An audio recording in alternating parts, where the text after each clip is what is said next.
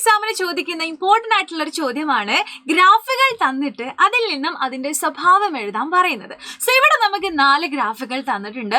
ഓരോന്നും എന്തിനെയാണ് സൂചിപ്പിക്കുന്നത് നമുക്ക് മനസ്സിലാക്കാം. അപ്പൊ ആദ്യം നമ്മൾ ഗ്രാഫ് കിട്ടിക്കഴിഞ്ഞാൽ ഇത് എന്തിന്റെ ഗ്രാഫ് ആണെന്നാണ് ആദ്യം മനസ്സിലാക്കേണ്ടത്. ഇവിടെ നമുക്ക് വെലോസിറ്റി ടൈം ഗ്രാഫ് ആണ് തന്നിട്ടുള്ളത്.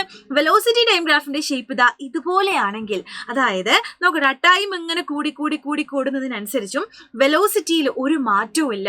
ഒന്നാമത്തെ സെക്കൻഡിലും സെയിം വെലോസിറ്റി അല്ല, എല്ലായിടത്തും സെയിം വെലോസിറ്റി ആണെങ്കിൽ ദിസ് ഇസ് യൂണിഫോം വെലോസിറ്റി ആണ്, അല്ലെങ്കിൽ നമ്മൾ പറയും സമപ്രവേഗമാണ്. സെയിം വെലോസിറ്റി ആണ് എല്ലായിടത്തും, അതാണ് യൂണിഫോം വെലോസിറ്റി എന്ന് നമ്മൾ പറയുന്നത്, സമപ്രവേഗം.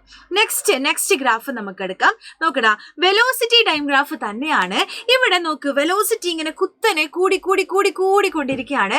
വെലോസിറ്റി കൂടുന്നതിനെ നമ്മൾ വിളിക്കുന്ന പേരാണ് ആക്സിലറേഷൻ അല്ലെങ്കിൽ ത്വരണം. അപ്പൊ ഇത് ആക്സിലറേഷന്റെ ഗ്രാഫാണ്. ഇനി നേരതാ ഇത് നോക്കൂ, ഇതിന്റെ നേരെ ഓപ്പോസിറ്റ് അല്ലെ. വെലോസിറ്റി ഇങ്ങനെ കുറഞ്ഞു കുറഞ്ഞു കുറഞ്ഞു വരികയാണ്. വെലോസിറ്റി കുറയുന്നതിനെ നമ്മൾ വിളിക്കുന്ന പേരാണ് ഡീസലറേഷൻ അല്ലെങ്കിൽ റിട്ടാർഡേഷൻ, മലയാളത്തിലാണെങ്കിൽ മന്ദീകരണം. ഇനി അടുത്തൊരു ചോദ്യമാണ് ഇത് നിങ്ങളെ കൺഫ്യൂഷൻ അടിപ്പിക്കും. നോക്ക്, നമുക്ക് ഇവിടെ ഒരു ഗ്രാഫ് തന്നിട്ടുണ്ട്. ഇത് ST ഗ്രാഫാണ്, പൊസിഷൻ ടൈം ഗ്രാഫാണ്. നോക്കൂ, സമയം ഇങ്ങനെ കുറേ മാറി, സമയം ഇങ്ങനെ മാറി മാറി മാറി നോക്കുന്നതിനനുസരിച്ചും നമ്മുടെ പൊസിഷനിൽ ഒരു മാറ്റവും സംഭവിക്കുന്നില്ല. അതായത് സമയം കൂടിയിട്ടും പൊസിഷനിൽ ഒരു മാറ്റവും ഇല്ല. ദാറ്റ് മീൻസ് ആ വാഹനം റെസ്റ്റിലാണ്. സോ ഇതാണ് റെസ്റ്റിന്റെ അല്ലെങ്കിൽ നമ്മൾ പറയും നിശ്ചലാവസ്ഥയുടെ ഗ്രാഫ്. സോ ഇവിടെ ഞാൻ ഒരു ഗ്രാഫ് തന്നിട്ടുണ്ട്.